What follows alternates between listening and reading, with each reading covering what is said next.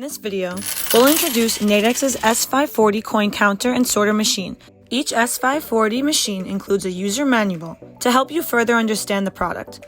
Included mixed denomination coin wrappers, coin sorting tubes, coin sorting trays, and a protectant dust cover when not in use.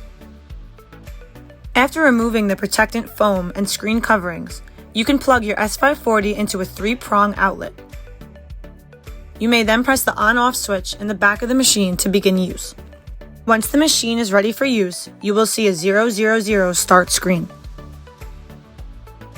The control panel contains important function buttons, including start and stop, the C button that will clear the display screen and reset the count when pressed twice, a set button which will display batch quantities for each denomination, a BAT button which selects preset batch quantity and can be pressed for 3 seconds to set batch quantities for coin trays.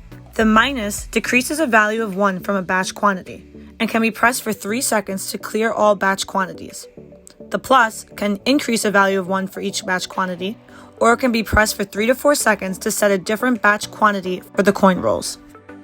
When you hold down the BAT button for 3 seconds, you can see the max batch quantities for each denomination. Toggle with the set button and the display will show $130 coins, 350 quarters, 450 nickels, 300 pennies, and 900 dimes as the maximum amount of coins.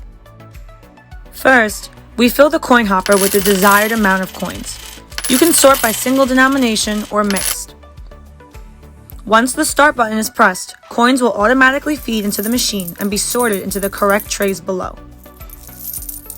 While coins are sorted, the total amount of coins is displayed on the screen, as well as the amount of individual denominations, such as 52 quarters, 12 dimes, and so on. Every S540 machine can sort dollars, quarters, nickels, pennies, and dimes simultaneously. When the batch total for a denomination is reached, the coin sorter will automatically stop. Here, we reach the total amount of 300 pennies. To continue, we need to empty the pennies tray and replace the empty tray back into the machine. Each tray has a corresponding letter to ensure it is placed correctly in the machine. When you're ready to keep sorting, simply press Start button for the sorting to continue.